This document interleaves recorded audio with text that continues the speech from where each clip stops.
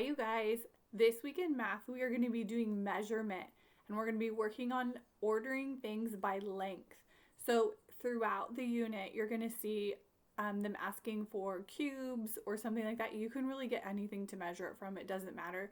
A paper clip, a pencil, as long as you're using that same thing and that same size to measure is fine. So, if you have one paper clip, if you use that same paper clip to measure 12 different times, then it will be fine. So you don't need cubes for this. So the first page tells you to draw a cube train. All that is just using our cubes in class and putting them together and then organizing it that way. You do not need to do that. So what they can do is they can just draw a line, or they could draw like a rectangle. So it says each cube train is different lengths. Draw the cube train, circle the shortest. So I'm assuming 1 or 2, maybe 3. So I'm just going to draw some 3 different sizes like that. And if you notice, one really important thing for us to remember when we're doing ordering by length is for them all to be lined up at the same size. So we can just look at the end over here. If you have them like this,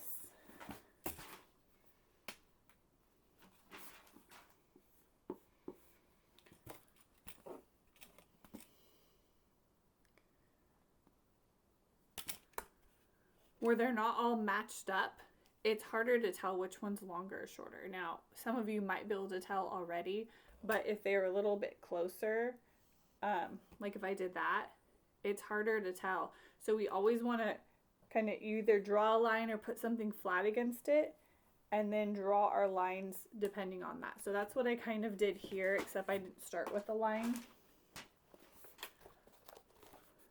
just because I naturally do it. But you can have them draw a straight line and then draw 3 lines and then have them circle the shortest. So if I'm looking at them, this one's the shortest one, so I would just circle it. Okay, so that's really important for them to start on a line so they can just look at the end. On the next page, it says draw straws, circle the shortest. So I'm going to do the same thing. We're going to start with a line just like that. And then I'm going to do 3. Well, this one has 4, so I'll just do 4. You can draw them. You can have them draw them. It really doesn't matter. And then it says circle the tallest one. So that would be longest. So I'm looking. This one looks like the longest one. Be careful because they switch that up. So in my head, I'm already doing shortest. So they might circle the shortest one again. So have them underline or circle the keyword so they make sure that they're doing the right thing. On this side, the green pages, remember we just talk about the definitions. It says think about what you know about length. Fill in each box using words, numbers, and pictures. Show as many ideas as you can. So just things about length, we want to line them up. We want words like shortest and tallest, longest in there. Then it says draw a line the same length as the crayon. So again, I would take one side of it and draw a line just like that, and then have them draw something all the way to the tip. So you can even draw 2 lines and then draw a line in between. Okay, so it doesn't go to this point, it goes to the tallest, the longest point. Okay, hold that up. So I would put a line at the front and a line at the back, and then I would draw a line in between it to match it. On the back, remember these green pages, they're doing on their own. On the back, it says draw 3 crayons of different lengths, circle the longest. So this is actually kind of fun. You can pull out just a random 3 crayons or markers that you have laying around, and they could trace them. Okay, so if I had this one down, I could just trace from shortest to longest, and then it says circle the longest one. So I would have them underline or circle the word longest so they could remember. They already have this imaginary line for you, so they can start there. And either trace ones that you have, that's kind of fun to trace objects that you already have in your house, or they can just draw 3 different ones. Okay, that's what we're doing on Monday. For Tuesday, you're going to be ordering objects by length, and they're actually giving you objects to look at. So this is kind of fun too. For this one, it says put the pencils in order from shortest to longest. Which is the shortest, which is the longest. Okay, you do not have to use these up here. So you can grab 3 out of your drawer. There's already a line here for them to start at. So they can just draw 3. You can draw 3, whichever one works for you. And it says from shortest to longest. So I know that my top one needs to be the smallest one, the shortest length, and my bottom one needs to be the longest. So now I'm going to go a little bit longer and then a little bit longer. And then it says which is the shortest, which is the longest. So you could just discuss this with your child. Have them tell you, how do you know which one's the shortest? How do you know that? Which one's the longest? Stuff like that. Then on the next page, this is how the math book would do that same problem. So they took the problem, they told you the steps that they would do it. They're having you write the blank pencil is the shortest, so you would write green, and the red pencil is the longest, okay? So they're just showing you how they would do it the math book way.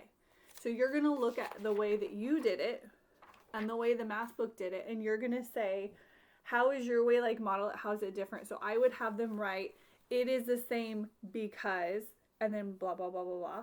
And it is different because blah, blah, blah, blah, and have them finish the sentence. You can have them write it. You can have them just tell it to you. It doesn't have to be written down.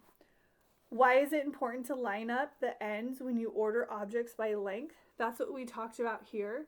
I think it's really interesting to find out what the kids think, why it's important, if it makes it easier or harder, what's the value in that, just what they're thinking in their head without you telling them. So I think that's good for them to either say out loud or write a sentence why they think it's good to line up on the end. Then down here, they're just going to apply everything that we learned on these 2 pages down here. So here are the spoons. They line them up, and I love that they lined them up kind of at the hardest point. Like everyone could tell where this one ends, but when it's rounded, it's kind of hard to tell. So I really like how they did that. So they're just going to write in the color word for which one's the shortest and which one's the longest. And then on the back, these are things that I would do with them in class. So we would do each one together. We would talk about the strategies. If you feel like your child's really good at this and you want them to do it independently, that's fine too. This one they lined up as well. And it doesn't have it in order. They just lined them up. And you're going to put the color words for here. This one says circle the group of pencils that shows them in order from longest to shortest. Longest to shortest. And then this one says draw a blue line that's longer than this line. Draw a red line that's shorter than this line. If you don't have those colors, use whatever colors you want. You can use a pencil. It doesn't matter. Then on the green pages, they're going to do this on their own. Usually with the green pages, we start with pretty basic problems where they kind of walk you through it. And a lot of the frames are there for them. Then on the next page, they start taking away some things, so it's a little bit harder. And then the last one usually is kind of like something they have to apply of what they've learned. So they're doing these 2 pages on their own. Most of the time I'll read these to them. So they'll sit on the carpet and I'll read all the words to them because some of the words are kind of tricky. And then I'll have them do the problems on their own. Okay, so that's what we're doing for Tuesday. Hey you guys, for Wednesday, you're doing the same thing as Tuesday, except instead of doing shortest to longest, you're doing tallest to shortest. So instead of the line being right here on the spine, it's on the bottom. So we're going up. So it's kind of fun that we're doing both ways. So this one says Ron has 3 books. He puts them on a shelf in order from shortest to tallest. So on this side, we're always going to want to start with the first one. Just like we were reading, we would always start on the left side. So it says Ron has 3 books. He puts them in shelf in order from shortest to tallest. So here's the spine of the book. That's going to be my shortest one because that's where they want us to start. And there's 3 books. So it's 1, 2, 3. Obviously, it doesn't have to be perfect. There isn't a specific size. As long as this one is shorter than this one and this one is shorter than this one, it is perfectly fine. If they don't want to do rectangles like this, they want to actually make like a square book, that's fine too. And then it says, how might Ron's books look on the shelf? So this was my interpretation of what books look like on a shelf, but there's lots of different ways they can look. So they can do it however they want.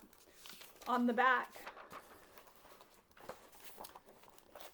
this is how the math book would do that same problem. So they want to know, how is your way like model it? How is it different? So I would have them write or say, mine is like model it because, or mine is different because, and have them justify why theirs is the same and why theirs is different. And then on the next 2 pages, these are ones you would do together. And just like yesterday, instead of going side to side, they're going up and down. So I love the pictures in this book. This one says, they love the Buzz and Boo problems because they're kind of like challenge ones where they have to see if they were wrong or right. This one says, Buzz says the red flower is the shortest. Do you agree? Why or why not? And the trick is, look where the dash line is. Look where he put the flowers. So I usually don't tell them anything when we do this. I usually just tell them the problem and see if anybody notices it. This one down here, it says circle the shortest plant, put an X on the tallest plant. So this is really good following directions, seeing if they can remember and follow what it's asking of them. Okay, so circle the shortest, put an X on the tallest. Remember, these pages you're doing with them. I always do them with them, but if you feel like your child's ready for it, go ahead and have them do it independently. Same here, they're going to put the color words for which pencil goes in there. Down here, this one says circle the group of animals that shows them in order from tallest to shortest. And this one's tricky because one's tallest to shortest and one's shortest to tallest. So if they're not paying attention to what the question's asking them, they're going to miss this one. And then this one says circle the shortest pin, put an X on the tallest. This is just like the one on the previous page. And then for their practice, it's kind of very similar to what they did. So they might circle one, they might put an X on. You might have to read each one to them and then have them do it independently. Then read this one and then have them do it independently. Like I said, the first 3 are kind of pretty easy. This one's a medium one, and then the last one's another Buzz and Boom. That's a little bit more challenging. Look at that dashed line. So that's what we're doing for Wednesday.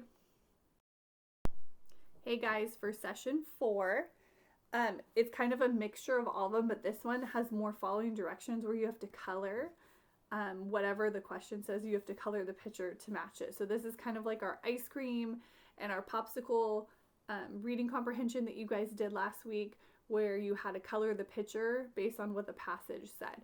So this is kind of fun. So for these ones, as you can tell, there's not a big box because this is day 4, so they should pretty much have the hang of it by now. We're just practicing the skills we've learned. So this one was kind of confusing. It says draw lines to show which pencil is the tallest and shortest. So shortest right here, I would just draw a line and match it to the shortest one. Same with the tallest. This one down here says read the clues and color the dogs. The red dog is the longest. If you don't have red, use whatever color. As long as whatever color they use, they're matching it with the dog. So if all you had was blue and it says the red dog is the longest, but all you have is blue, then color the longest dog blue, and you can tell them by what they're doing. You can see if they understand what they're supposed to be doing. So the colors don't matter if you don't have the right colors. You can shade it with a pencil. You can say the lightest one, the darkest one. As long as when you're watching them, they're doing it the right way, that's perfectly fine. Then on the back, circle the shortest one, put an X on the longest one. Boom says the red cup is the shortest. Do you agree? Why or why not? So I always have them write it, but if you want them to just tell it to you, that's fine. You can say Buzz is right because, or but Boom is right because, or Boom is wrong because. It's nice for them to justify how they know if he's right or not. And then down at the bottom, it's another color one. So use whatever colors you'd like as long as they're matching with it. You could even almost just draw lines to it. It's fine. And then the practice pages is kind of like good practice for the day. So there's some coloring. There's some X's and circling on the back. This one's kind of like the book one.